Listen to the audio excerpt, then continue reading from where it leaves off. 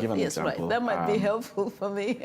We go to our customers and we provide them with 7 lines of JavaScript. Okay. They place that on their website, and that allows us to collect data in a privacy-friendly way.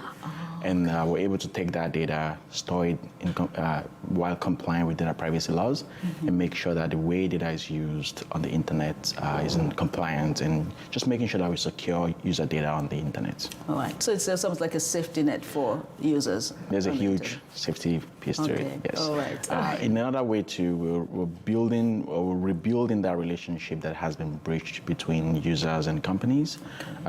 In the past, customer data is collected and then shared across the web, and then they retarget with advertisements.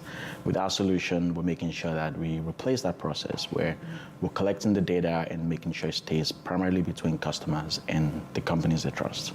So in a way, we're safeguarding privacy on the internet. All right. Well, thank you. That's great. We all need that. So what motivated you to start this company? So I had built a platform in engineering school. So I went to Memorial University, studied electrical engineering. While in the program, I built a platform that reached over 300,000 unique visitors. And through that learning, I found that about 40% of data was lost on my website. And so upon further research, I found that it was a privacy issue. Users didn't want to be tracked, and they didn't want the data to be shared across the internet. So we had set out to solve that problem, to replace cookies, to make sure that 100% of the data is captured, but most importantly, that data privacy is secured and users can feel comfortable sharing data with their customers that they trust. Okay, thank you. That's very interesting. So we usually work with high school youth, and of course we know the tech industry is a big thing now, and what would you advise them if they're thinking of, being an entrepreneur, for example, because you've been so successful at this? What would be your advice to them? So my advice is to find the problem that you're very passionate about, and then set out to learn more about that problem and see if you can solve it. Okay. And if you can, then there are a lot of resources and support in the ecosystem here in St. John's that actually helps you take that idea to the next level. So what I would advise is to get connected with existing platforms that are currently in the province. So one of them, if you're in high school, get connected early with a platform called Genesis Center. They do have an evolution program that helps create awareness and exposure, and also equip people with the skills required to then be an entrepreneur, because entrepreneurship is becoming more of a profession now. It can be taught. And so there are existing platforms that would help. Just make sure you engage early and begin that process early. Okay, all right. And thinking about newcomers who want to come to the province, we've heard that there is a skills shortage, particularly in the tech industry, who want to come to Canada, who want to invest, who feel that they have something to contribute. How would they go about doing this? Yeah, so firstly, I want to say that I think there's room to grow the tech sector here in Newfoundland. We have roughly about 200 pure tech companies, and they employ about 6,000 people in the province. So we have over 95% of our population that is non-tech. So if you look at the tech sector, you're looking at just about between 5 to 2.5% of the population actually works in tech. So I think you can grow that significantly. Also, in terms of the size of the tech sector itself, it's bigger than forestry and agriculture. I believe it's also bigger than tourism. And so if you have only 6,000 people working hard and building such a massive industry, I think there's room to grow the industry here in Newfoundland. In terms of the advice I would give to entrepreneurs who want to come here to build companies here, I think you first need to make sure that you understand that the two kinds of companies you can build, and one of them is much favorable here in Newfoundland. One of them is a lifestyle business where you don't have to worry about high growth. The other one is an opposite to that, which is the high growth. It has to be tech where you can build local and then sell global. And so to do that, you want to make sure that you have an idea that can be sold in larger markets. And so that's how you can actually be successful here in Newfoundland. And also just engaging early with the existing tech ecosystems like Genesis, MC, Futurepreneur. There's a bunch of them that exist here. Find them, reach out. They're always very helpful always there to want to help. So you were originally from Nigeria? Yes. And what was your journey that brought you here then? So yes, originally from Nigeria. I Googled cheapest school in Canada for international students. Okay. And Memorial came up. I applied for engineering program, and somehow they accepted me. And so I came here, finished the program, and just continued to work on my entrepreneurship path. So during your early years, were you inclined to think about engineering, or like was it just something that came to you along the way? So I had family friends who were engineers, and I've seen what it was like to be an engineer, and I didn't really know what it meant, but I just knew that they enjoyed what they were doing. So I got exposed early to engineering just through seeing how others talked about it and how they worked within the field. So there was that early exposure. However, when I came to the program and actually went through the whole process, I'm really happy I went through it because it's really very rewarding. Okay. So were there a lot of differences for you between, I'm not sure, did you do a first degree in Nigeria before you came here, or was this, and I'm just trying to see how you so quickly adapted and made connections and were able to be successful in what you do? Yeah, so my safe haven was Mon, so I woke up every day and just went to Mon, and Mon kind of becomes that home away from home where you spend lots of your time. But in terms of how I got into the program and how I moved on from there, I spent a lot of time just focusing on finishing the program, and so which is very important. That in itself provides a lot of value, and when you decide to go other path, you already have a base to work off of. So I started with my undergrad here. I came into Newfoundland doing my undergrad, finished the program, and then continued the path of entrepreneurship. Okay, well, congratulations. You've Thanks. done quite well, very well indeed. Thanks. So I'm thinking of the tech industry and what the future of it could be like, for this province. What do you think? Yeah, I'm generally excited about the tech ecosystem here because I've gone through a process where I didn't really understand what entrepreneurship meant. So I had a Mon professor sat me down and actually taught me what entrepreneurship meant. And in my final year of engineering school, I engaged early with MCE. So I was a professor who founded MCE then and also became part of setting it up. And so he taught me everything for 4 months, sat with me twice a week. And so there is a lot of value in having someone educate you or expose you or just hold your hands when you don't really know what you're doing. And so I was very fortunate to have that process of learning about entrepreneurship early. And so regarding the future of tech here, I think if we can have a lot more mentors come in and help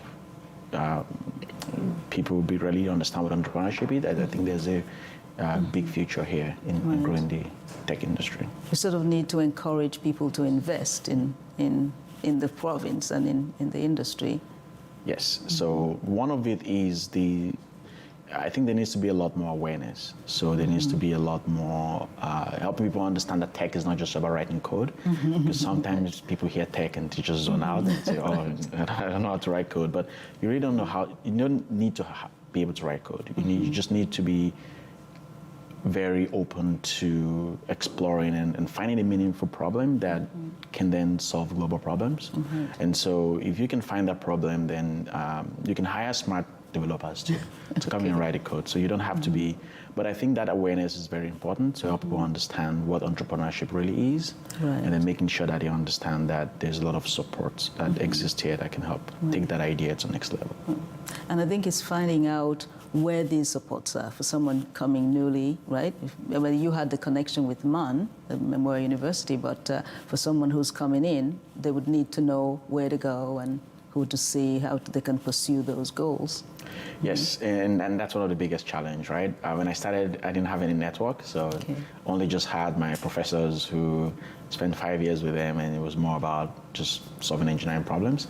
And so when you actually want to build a problem, you want to solve a problem, it's almost like you need the whole community supporting you to be able to do that. And as newcomers, it's very important to connect with let's say if you're a newcomer and you went to like a MON, you did a MON program, MCE exists there within the school environment itself that then helps bridge that gap.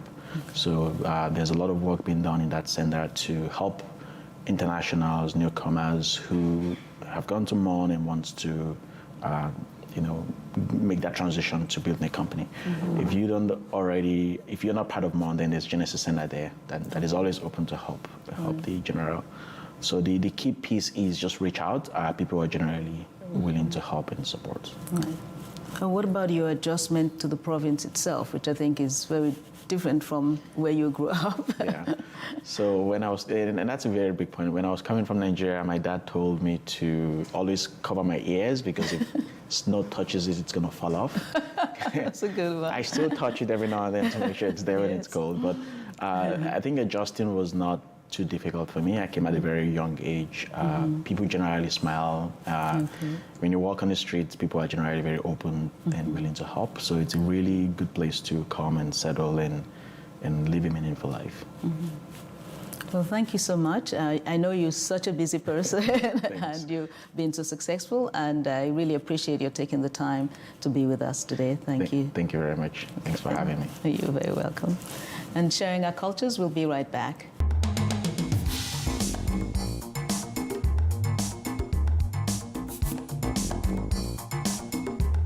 Welcome back to Sharing Our Cultures. Joining me now in conversation is Samuel Mark. He's a graphic illustrator and artist right here in St. John's. Welcome, Sam. Thank you for having me here. I'm Samuel Mark and graduate from Memorial University of Newfoundland. And now I'm a graphic designer or graphic illustrator and visual artist. Okay, so why did you come to Memorial? I remember back in 2016, and I was just a high school student. I was really the Asian education is really competitive, not from my parents, but from school. You have to get a good grade and then get a higher mark to get into the good education program. And at that time, I really stressed about this. I realized that's not a system for me. So I want to quit my system. I want to quit school. I want to quit everything. I want to just waste all of my lifetime. But the changing moment is one business card. A few years back in time before I have this struggle, my father do a business with a lady, is an agent from a study abroad program in Hong Kong. Okay. And then, my father exchanged the business card with this lady, so he keep it. We didn't really know if we have a chance to use it or not. So at that time, we pick out the business card, we contact to the agent, and then we make a conversation. We have a couple options to choose from. So, St. John's, Newfoundland is the most affordable option to choose from. So that's why I'm here today. And I also want to make a change. Like I don't want to stay in Hong Kong and then not doing anything. I want to have some changing moment for myself. Okay. Yep. And so this was a big change for you, though, coming from Hong Kong here. So how did you cope with that? Because you didn't have any family and, So everyone afraid to have a change or anything. But I mean, it's always happened to our life. Like whenever we go through the different stages in life, we have to accept that we must grow as a person.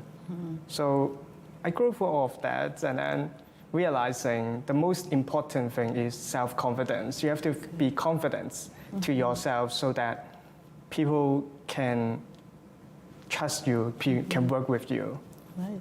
Well, those are very wise words. Seem to be, you have wisdom beyond your years, they say. But no, that's very true. So when you first came here, then you were in the host family program. Tell us a bit about that. Exactly. So I was in the host family, and we're working really well. But we have a lot of cultural conflicts. Like we cannot really talk to each other really well. So I kind of quit that host parents and then changed to another host parents another year. And we worked really well at the time. So I learned a lot from the white culture, the different kind of, different different things from them.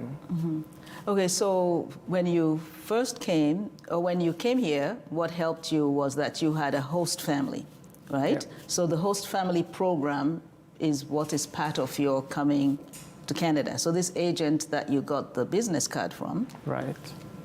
knew about the program in the province. So just tell us a little bit about that. Not so much about the host parent itself, but how does that program work? Exactly. So the agency in Hong Kong, they contact to the study abroad program in here in Newfoundland, so that we've been arranging the host family and the school that we are going to according to the address, according to the location of the host parents. So at that time I went to Waterford very high because my host parents was really close to that area. Okay. So, and in that program, we're holding a lot of activities for international students to really interacting with each other. Okay. And so that I have a chance to meet a lot of friends from the program. Okay, all right, thank you. Okay, so you completed the high school program. Congratulations. Thank you. You graduated, and then you went into the arts program. Tell us about that and where you did that. So in the arts program, I done in Memorial University of Newfoundland at Grenfell campus. Okay. At that time, the first time I came there, I was it was a really small city. It's a really small community, but the more I think about this, the more I feel sad about this. But the changing moment was I met a lot of friends from there. I met a lot of really good colleagues from the program and from the community. Okay, all right. So you did that program. How long there were you in Grenfell? It was a 4 years program. And so you've had a 4 years program. And what did that program include? So in our program, we call fine art program, but we have defined into visual art and to the theater. So my program is visual art program in specific. We do paintings, drawing, photography, digital art, and art history in specific. Yeah. So you're well trained. Okay. Yeah, well trained.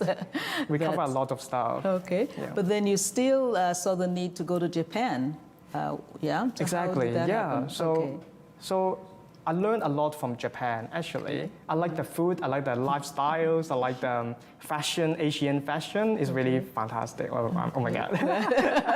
I could see you going back there again. Yeah, I really wish I can go back there. Yeah. But the most important thing is I meet people from there, not only the international student, exchange student going there, but also the local people. We have a chance going to museum, going to art gallery together, so that I learned a lot from Japanese painting, Japanese art compared to the Western style art. Okay. Art like style, something like that. And the most important things I really enjoy the most would be one Japanese ink painting called sumi-e. Sumi-e is a monochrome drawing. So what you're doing, what you're making that style is that you use ink only and then leave the empty background sometimes. So that reminds me of what I really lead for. I mean, simple could be the best, right? So we don't need a lot of texture. We don't need a lot of brush stroke to complete the whole picture. We can leave some time, some space for audience to think about what they're seeing in the pictures. Okay, thank you. And so you're an entrepreneur. You have Sam Mock Art. Yeah.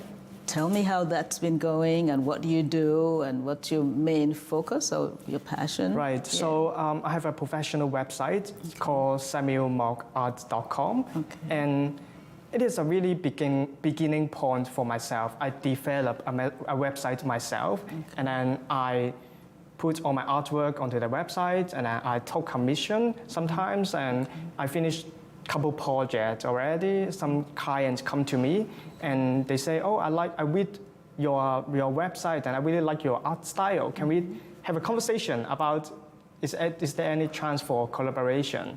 So we've been talking and then we work together. So yeah, it's been really good. Alrighty, so congratulations. So do you have a particular art style that you lean more to than others? Right, I like digital design. It was back in 2020, I got the first iPad Pro. At that time, it was a really changing moment for me because in our school, in our education, we've been learning traditional drawing, painting, oil painting, something really on the paper, on canvas, but not really onto the digital surface. But when I first got a first iPad, so that I have a more chance to draw on the different surface and with different style. That I explore a lot from that digital platform actually. Okay, and of course we were grateful to you for helping us out when the city of St. John had its benchmark, and you helped us create the design for the bench because we said what we wanted, and then you put it all together, and I've had very good comments from that since then. So thank you for helping us with that. No problem. Yeah. So how early then in your life did you know that art was something you wanted to pursue as a career? I mean, it's not until graduate. Be honest, I have to say, because but at the same time, I participate or I volunteering,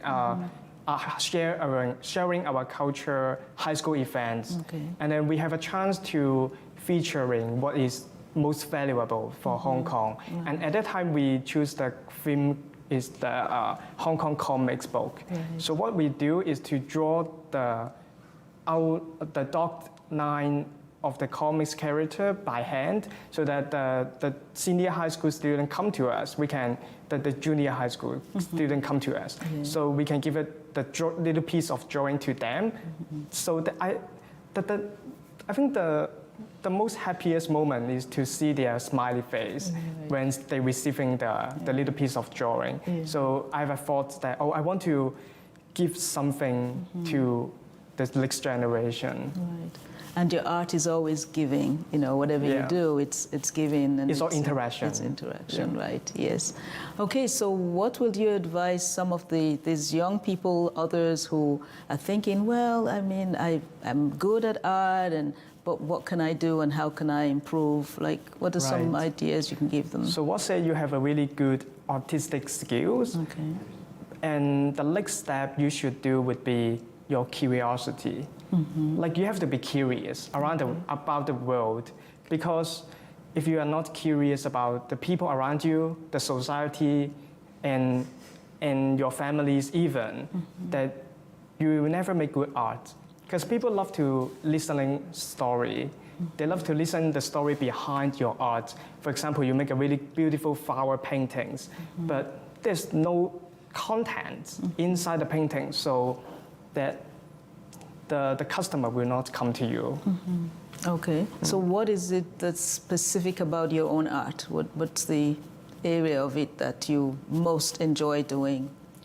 So I do a lot of stuff. I call myself a multidisciplinary artist, not a graphic illustrator or a visual artist. Multidisciplinary artist is that you combine all the knowledge and into your own art style. For example, I do music, I do performance, I do dancing, I do photography, I do paintings, I do a lot of stuff.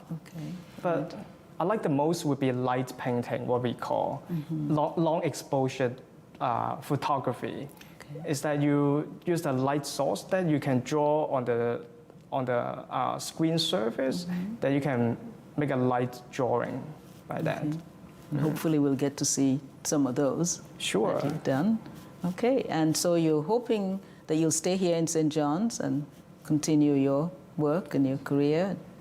Totally, yeah. I would love to stay in St. John's. I see a lot of potential in St. John's, and then the government is getting on the way to help young people to find their talent or their potential.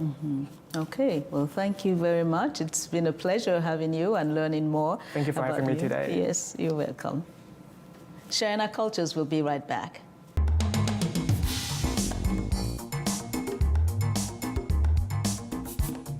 Thanks to Isaac Adejuwon and Samuel Mark, and to you for joining us. See you again next time on Sharing Our Cultures.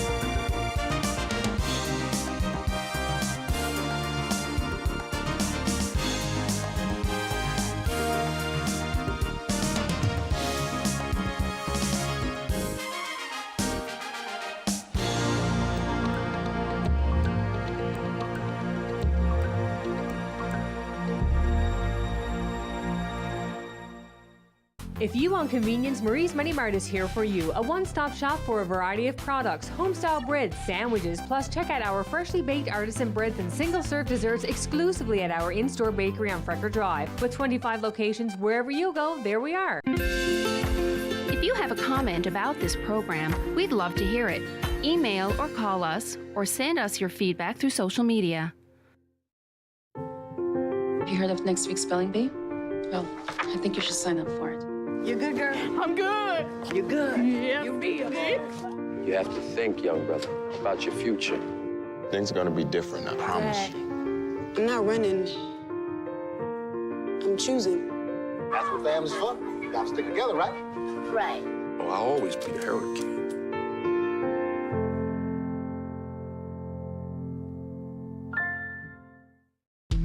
Sometimes it's hard to say goodbye to an old friend. But when you're saying farewell to your vehicle, Kidney Car makes it fast and easy. Just call or visit our website. We'll take any vehicle in any condition and give you a tax receipt for a minimum of $300. No headaches and no towing charges. It's the one-stop solution for getting rid of your unwanted vehicle in just a few short minutes. When your vehicles reach the end of the road, call us toll-free or visit kidneycar.ca. I'm Lloydetta Quaicoe. I'm here at the rooms where we just finished recording the Sharing Our Cultures series. This is a place where you get to meet amazing individuals from diverse cultural backgrounds who are making significant contributions of Newfoundland and Labrador.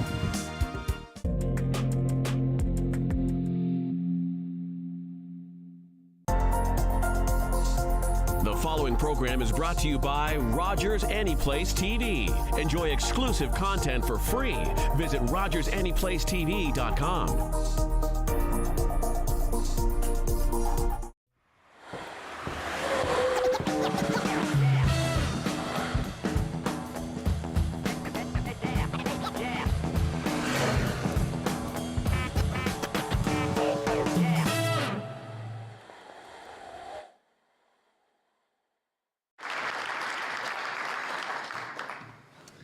Thanks, Kevin. I would like to thank Kevin and the Board of Trade and TD for inviting me here to speak today. This is a little different for me. Usually when I speak to big rooms of people I don't know. But looking around here, I know many people in the room and have curled against a lot of you, and I've known you through business. So this is a different experience for me. I'm going to speak today a little bit about planning, perseverance, and acceptance, and how our team overcame many obstacles and adversity in winning the Brier here this year. But what I'd like to do is first start off with an Olympic story. I'm a proud Olympian. I've got to represent Canada in 2006, and the Olympics to me gets a little bit of a bad rep, with drug controversies, overspending on venues and whatnot. But there's so many good things that go with the Olympics, and I'm just going to lead you with one story. But when we went in 2006, we had the unique experience of winning the gold medal one day and not getting our medal till the next day. So that venue there was in downtown Torino. It was in a big, town square, and there was 10,000 people there. And I thought they were all there to watch us, but it turns out Enrique Iglesias was playing right after that.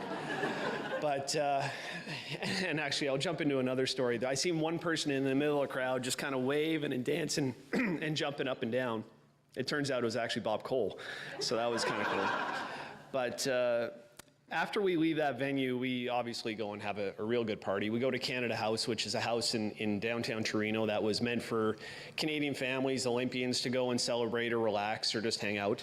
And then we finished that and we went to Vancouver House, which was a log cabin. Try and picture this in downtown Torino that was there to promote the Vancouver 2010 Olympic Games. So we were there for a couple hours and we had a number of drinks, but there were two guys that really started following us after this moment. And about halfway through the night, it was kind of a little bit creepy. Like, these guys were right next to us and wouldn't let us go very far. And one guy was right next to me the whole night because I had a bunch of media obligations. And I eventually went up to Jerry Peckham, who was our leader of our whole team. And I said, Jerry, who are these guys? And he told me they were undercover police officers, and their role that night was to get us home, or get us back to the Olympic Village safe and with our medals intact. Because obviously there was a bunch of threats, I guess, around that Olympics, and they wanted to make sure we were safe. So we get to probably 1:32 in the morning, and probably a few more drinks than we should have had, and we realized that the shuttles back to the Athletes Village shut down at midnight. So how do we get home? And we're kind of wondering what we're going to do, and we don't know how to call a cab because we don't speak Italian and we don't have phones. This was before cell phones were a big thing. And anyway, these two guys that were there as our security detail for the night just walk out in the middle of the street, and the buses were still running around Torino. And they get out and flag down a bus, and he walks onto the bus, and there were 7 or 8 people sitting there, and he says something, and the 7 or 8 people get off, and he stands on the step and kind of waves us on. So our team and all of our supporters kind of go on the bus, and as we're walking on the bus, these 7 or 8 people are patting us on the back, giving us high fives, and they're smiling and really happy. So when we get on the bus, we're expecting them to join us on the bus, but it turns out they closed the door. And as we're pulling away, the people are on the side of the road at 1:30, 2 o'clock in the morning, and they're actually cheering as we're driving away from them and kind of left them stranded. And really what that showed to me, and that was only one example I can give you, but the kind of passion and excitement that these communities have and what it does for those cities. And we've seen it a little bit with the Briar when it was here in March, on a much smaller level than what the Olympics is, but really shows the passion and excitement, and it's something that really has lasted with me for a long, long time. But I do want to come here and I do want to talk about that second big moment, which is obviously the Briar. And what I'd first like to do, I know I'm probably going to steal some of Danny's thunder here with the economic report that came out about the Briar a couple weeks ago. But the Briar, it brought $10.1 million of economic activity in Newfoundland. Generated $2.2 million in tax revenue, $1 million directly here in Newfoundland. It helped bring $143,000 in municipal taxes in St. John's, 4,282 unique visitors to the province. And outside of this report, from what I've gained from the curling community, it's actually brought a lot of money to that as well. And both clubs here in St. John's, the Remax Centre and Ballyhaley, are each going to receive around $117,000. And also about $188,000 from the 50-50 revenue that's going to go directly towards junior curling.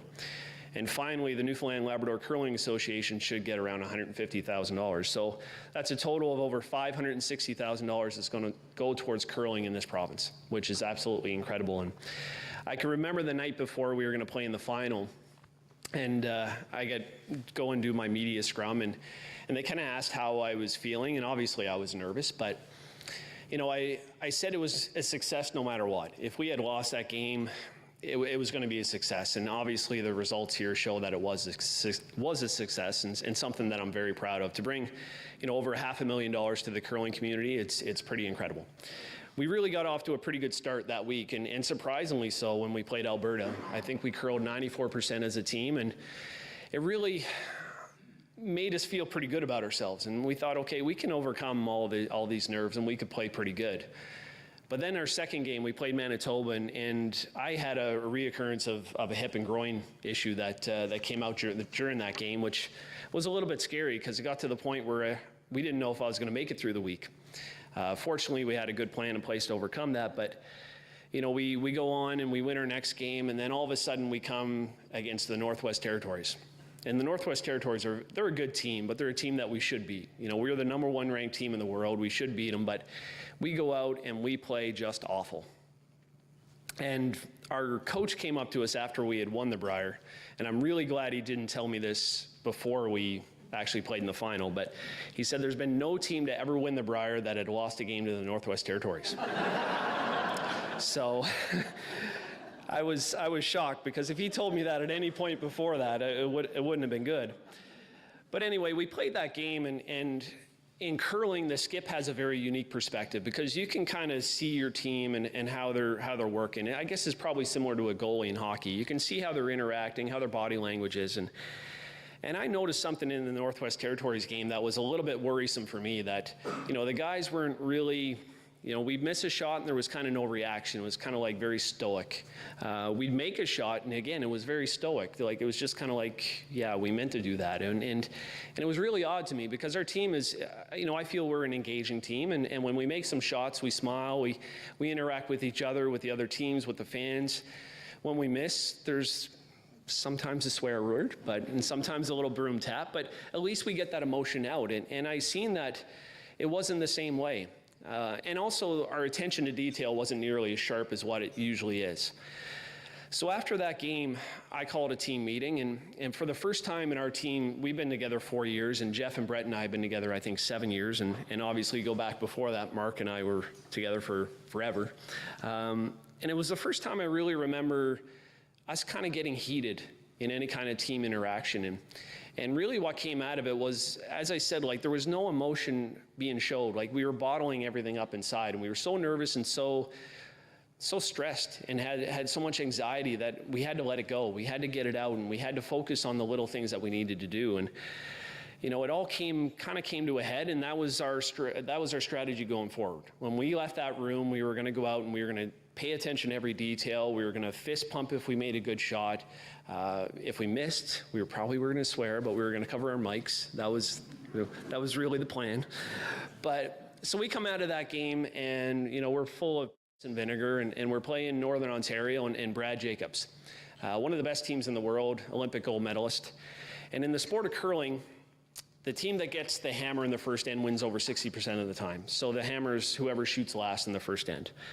And the way that's determined at the Brier is each team practices, and then at the end of the practice, they throw one shot, closest to the button gets the hammer. Now, if you both cover the button, they actually have a system, and I'm getting really complicated, and I apologize for that, but they actually triangulate where it is, and to determine who covers the pin better. So Brad Jacobs goes out, throws his draw to the button, throws the best draw of the week, and he's 1.6 centimeters from perfection. So think about that, over 140 feet on ice with a 44-pound piece of granite, and he's 1.6 centimeters from perfect. So we were going out to practice, and as soon as this happens, I look at my teammates, and they're all like, "Oh, you gotta be kidding me." It's just not what you expect to happen. So I kind of made a joke, and nobody laughed. I said, at least they gave us 1.6 centimeters. It was more of a coping tool for me. But we go out, and in our practice, we have a good practice, and I kind of got in the hack for my draw of the button, and I said, you know what the hell, let's get it close. Let's see what happens. Because to get it within 1.6 centimeters, there's a little bit of luck in there involved as well. You have to be skilled, but if it grabs a little bit, you're going to come up short. So we throw it, and the guys just sweep it absolutely perfect. And when the rock stops, I know it's close. And then we're waiting on the big screen to see what it is, and it comes up 1.2. And all of a sudden, I look at the three guys, and they're all... They're feeling really good, and really that was a turning point along with that meeting. But from that point on, we really started to roll, and it's not like we started destroying our competition or anything like that. We had a lot of close games, a lot of games that went to the last draw or went to an extra end. But I want to fast forward to the game against Kevin Cooey, which was in the final, and I dreamed about playing this game forever. A Brier final as a kid or an Olympic trials final, that's what you dream about playing. Never dreamt it would kind of go this way, because we got off to such a good start. We're up 5-1 after 5 ends, and you think, okay, we're smooth sailing from here on in. And then Kevin makes an incredible shot in the 6th end and scores 3, and then we give up a steal, and then we're like, oh my God, we're going to let this slip. And we kind of scrap through the 8th and the 9th end and get the hammer coming home. So we have the last shot. The guys play a great end in front of me, and we have a draw of the 8-foot to win the Brier. This was, it was one of the most special moments in my career, and not only my curling career, but my life in general. And right up there with the Olympics. And a lot of people don't believe that when I say it, but it is genuine. To me, it was just as big to play in front of my home crowd, my family, my friends, and an event that we were part of getting here. It was pretty special. So it's pretty obvious you need to have a talented group. No matter what you do, whether it's in business or whether it's in curling or any sport, you have to have a talented base. You're never going to be a championship team or a successful business without having talented people around you. That's kind of the foundation of everything. You have to have trust. Obviously, last year I missed about 8.5 months of the curling season. So when the guys were on the road, I had to trust that they were doing everything to make sure that they were ready come March. And they also had to trust that I was doing everything I could to get back on the ice and get ready for the Brier. And we have that trust in each other. You have to have motivation. You have to be willing to do what it takes to get to be a championship team. And a lot of people talk about leaders that they need to motivate their team and need to inspire them, and that's true to a certain extent. But if you find yourself doing that every day or every week, you haven't got a good team. They have to be motivated. There are some times when me as a leader on our team, I have to give the guys a kick in the butt, or I have to pat them in the back, but I don't do it every day. I don't do it every week. And to be honest, is very rare, because we have a team that's very self-motivated and very inspired to get to the level where we are and hopefully, continue to grow as a team. The one that I do want to talk about is vulnerability.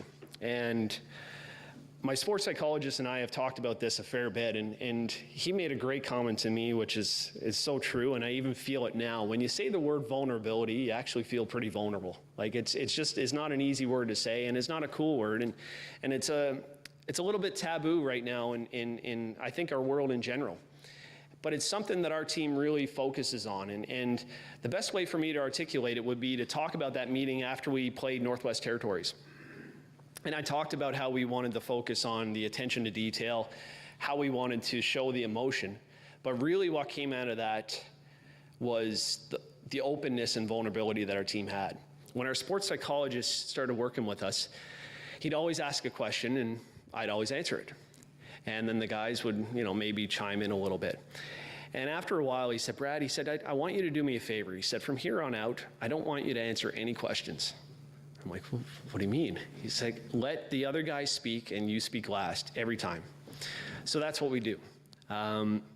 So I kind of gained that over the last 3 years when I would ask a question. Sometimes I would ask a question and answer it myself. But we got in the room and we're trying to figure out what's going on, because we weren't ourselves, and we talked about the two things, but those were really symptoms of a greater problem. So I asked the simple question, guys, what's going on here? What's really happening? And we sat there, and I'm going to say 10 minutes passed. It might have been 5, it might have been 10, it might have been 15, it might have been a half hour, I don't know, but it felt like an eternity. And finally, one of our teammates but came out and said, I'm feeling it. And think about that, like he's feeling the pressure. So could you imagine in an NHL dressing room in a Stanley Cup final, before a Game 7, a member of the Pittsburgh Penguins sitting down and saying to the other guys, I'm feeling the pressure. How would the reaction be? How would the media take that? Obviously, it's probably not very good. But from my perspective, it's wonderful, because what happened to our team is the other 3 guys were like, yeah, I'm feeling it too. I feel nervous, I feel stressed, I feel anxious, all at different levels. Like I think all of us were feeling it, some more than others. But really what that provided was, the comfort of knowing that there's 3 other guys with you that are feeling the same way. And obviously from that, we were able to develop a strategy on how we can try and reduce it a little bit, even a little bit. If you just dull and take the edge off that nervousness and that anxiety just a little bit, it can mean the world of difference. And I think just that vulnerability and openness of just saying, I'm feeling the pressure, I'm feeling it. And even from a business perspective, if let's take it, so a lot of people in here have businesses with 5, 10 employees, and we all have to give those employees a certain amount of responsibility. And sometimes we give them more responsibility than what they can handle, or what they're trained to do, or what they're educated to do. And we expect the world. And you know what, if they came back and in a lot of environments said, I'm not ready, I can't handle that, you know, we frown upon that as a culture, and I think that's a negative thing, where if they came back and said, you know what, I need a little bit of help, it's going to make the job a little bit easier, it's going to get done a little bit better. Plus, you've had an opportunity to help that person going forward. And I see it so often in a business setting, and I see it also more so in a sports setting, that, you know, when you have that openness, and the best example for me, any baseball fans in here? But Steven Strasburg during the NLCS, you know, he was feeling the flu, and he said to his coach he didn't feel like he could go. I think that's great. Like, if my pitcher's not ready to go and he's not 100%, I think I can get someone in there better. But he got frowned upon and got, you know, chastised in the media for that, and I think that's wrong, because he was open enough to say to his manager, I'm not 100%. If there's someone that's better than me, put them in. And I think that's more of a team move than a negative move. The final thing I want to touch on is really planning and discipline. Discipline they kind of go hand in hand. You could have a plan in place, but if you don't have the discipline to do it, it really means nothing. But our planning was incredible. Our team plans like no other team in the world. And when we got the Brier, and go back to, you know, 4 years ago, or roughly 4 years ago, and I sent a tweet out about why can't St. John's have the Brier. And Danny sent me a message and said, let's meet as soon as you get back. And I met with Danny, and then we met again. We brought Eugene Trickett in, Jeanette Yetman, Seamus O'Keefe, and kind of started the big committee, which eventually got the Brier. And once I got the call from Eugene Trickett that the Brier was going to be here in St. John's, my goal went from getting the Brier here to now I want to win it. And I knew that it was going to be a huge challenge, and there was going to be a lot of obstacles and a lot of stress and anxiety to overcome. And for us, we wanted to develop a plan to try and make the Brier a little bit more like a normal event that we were going to play in. So when you're playing at home, and I live 10, 12 minutes from mile one, it's going to be hard to make it like a Brier or like any other event, especially when you know probably half the people that are going to be around there. So after the 2006 Brier ended, we took 2.5 days, and we actually went to the Merchant Tavern and got in one of the rooms, and we developed an in-depth plan about how we were going to try and overcome every obstacle, and also see if there was any way we can gain an edge. And I just want to highlight a few of the things that came out of that.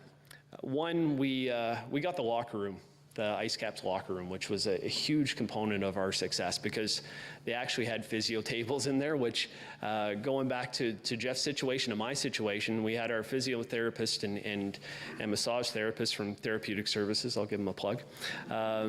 They would actually spend about an hour and a half with me before a game and about an hour and a half after the game doing treatment each and every game. There were many nights when we played a night game, I didn't leave until 1:30 in the morning. So having that locker room allowed us to do that. But it also played another factor in the second part of our plan, which was a real big concern for us, was walking from the Delta to mile one.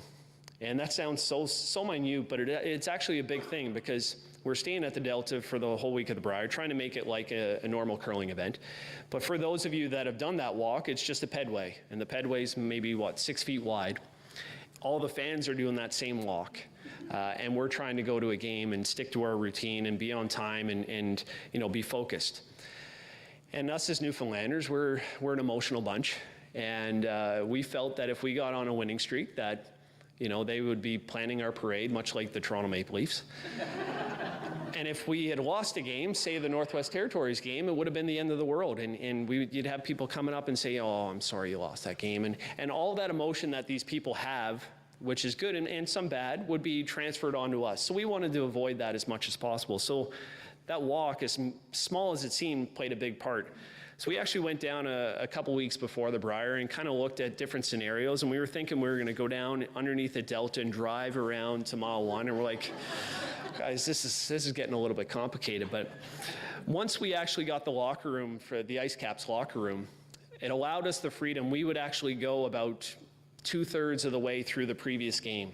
So while all the fans are still in the arena, we would leave and we would head over to the game and get ready. We would hang out in the locker room because they had a TV, they had a hot tub and weight room. So we basically hung out there almost the whole week. The other part was, where do we eat? As many of you know, in downtown St. John's, on a good night, it's hard to get into any restaurant. So let alone when the Briar and you have 4,200 visitors coming in, plus another 2,000 residents or people from Newfoundland trying to get into restaurants, how do you make that work? So well in advance of that, we called Jeremy Charles down at Merchant Tavern, and we got the private room for the whole week. We blocked it off. He was kind enough to give it to us the whole week. We had our nutritionist call Jeremy and give him a list of the stuff that we wanted to eat before the games, when we wanted to eat it. And about 10 minutes before the game, we'd call up and we'd walk into the room, and our food would be ready for us, or it would be there shortly after we got in. And it allowed us the freedom then to eat, maybe relax for a little bit, and then head out. And really what we tried to do was, in any kind of interview or conversation that we had, we tried to talk about how excited we were to have the Briar here. And we were trying to talk about how excited we were to play at home. And that was easy for us to do because it was genuine. Like, that's how we felt. But we tried to avoid talking about our expectations. So if someone asked, how do you want to do, what do you expect from this Briar? We're just happy to play at home. We're excited. Can't wait to play at home. We would never talk about how we wanted to do. Obviously, you guys know we all wanted to win. But we didn't need to raise that expectation and increase the intensity of the pressure that we were already feeling. So we have this plan, 2.5 days. We have a number of sheets we printed off. We actually did it all. It looked really pretty. Looked like we were all set. So when I got injured, we had our physio massage there. They were ready to go. They were ready to help Jeff. When all of these obstacles kind of came out of our way, we had a document and a plan that we could go to kind of guide us. It didn't cover everything, but at least it gave us guidance. And really for us going forward, we knew that planning was so important. And we've done that now leading towards the Olympics, and we will do it for as long as I curl, and even in a business setting. The last thing I do want to touch on is acceptance, and this is kind of a little bit out there, I guess, or a little bit different. I noticed a couple years ago when I was playing, my mind was super active. Like, I would think about the stupidest things, and I confided this in my sports psychologist, and I said, I'd be out there and I'd be thinking the craziest thought, and I'll touch on what I was actually thinking going down to make that last shot in the Briar. But I got in the hack. And I was thinking, what if I fell down and hit my face again and, got stitches, as you guys have probably seen a couple years ago when I fell, and I get a concussion and Jeff has to throw the shot to win the Briar. All of this stuff was going through my head. I'm not joking. But it went through my head in probably a 1 to 2 second period. And really what our sports psychologist suggested to me years ago, and I'll come back to that in a second, is I should start meditating. So the first thing I thought was probably, like many of you in the room just thought, of a bald guy in a robe with his legs crossed going, But it's not that at all. And he suggested an app called Headspace. And I'm sure some of you have heard of it. It's very popular now, but when we started 3 years ago, they would always have the amount of users using it, and it might be a couple hundred. And I went on there this morning, and there was 29,000 on there. So it's a very popular app. But really, the best way I could describe what that does is, if you were on a busy highway, let's say the 401 in Toronto, not when it's like peak rush hour, when it's like bumper to bumper, nobody's moving, but maybe an hour before that when there's cars zooming by. So think of every single car on that highway as a thought. So if you try and chase that thought, where in my situation, I'm in the hack and I'm thinking, well, I'm going to fall down when I throw this. That's a car. And if all of a sudden I start chasing that car and you get in another car, it's like you're in the middle of traffic and you're trying to dodge all these cars. Eventually you're going to get hit. And when you get hit, something bad is going to happen, where in that situation, I probably end up missing the shot or throw a bad rock or do something stupid. And we find as humans, we chase ourselves down that rabbit hole with a thought, and we make things worse. And with meditation, it enables you to stop that thought process and say, well, that's just a thought. And that's what I did about halfway down the sheet, when all of this was racing through my head in a matter of 1 or 2 seconds. I was able to think, well, that's just a thought. And that one sentence that I said to myself just provides that little bit of relief to say, okay, That's just a thought. And I never thought about it after that. And then you get back and focused on the task at hand and throwing the rock. It's a skill that takes a lifetime to master, but it's something that we have done intensely over the last 3 years and continue to do so. And I certainly suggest to anybody to at least give it a try. It's hard. It's humbling when you first do it, but it's certainly helped us in where we are right now in the curling world and where we hope to get to in a matter of a couple months. So I'd like to leave you guys with just, I encourage you to make plans. It's not gonna mean you're gonna be successful, but certainly if you don't put a plan in place, you got a good chance of not being successful. And we've learned that from our team, and hopefully we have another couple good months. We've had a good year so far, and where our next event is in Sault Ste. Marie, and then we go to the trials in December, which will determine where the rest of our year goes. And we know for sure we're going to be in Regina at the Brier, and looking forward to the Newfoundland playdowns here. I know Steve is there, and Trent, and a couple other people. Our teams are going to be playing in that, and it's an exciting time right now for Newfoundland curling, and hopefully it continues to grow. And anyway, I'd like to thank you guys for inviting me here. It was a lot of fun for me. I don't know about you guys, but I had a good time, and yeah, thank you very much.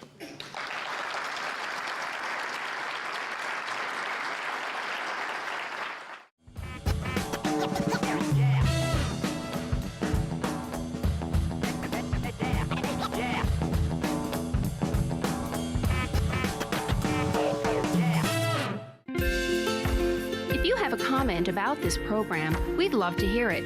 Email or call us, or send us your feedback through social media.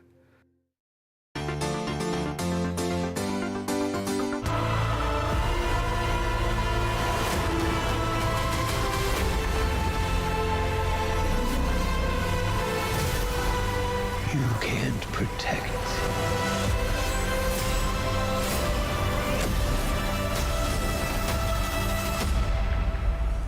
any of them.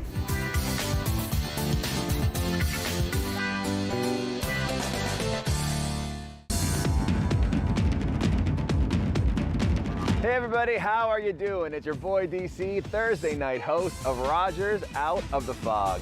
Right, you kind of got to make your own fun. Yeah. Which was a transition for me, going into the morning show here. Proud. Keep doing the amazing work, will you? They're learning about how to hire people. 20 years of Local Matters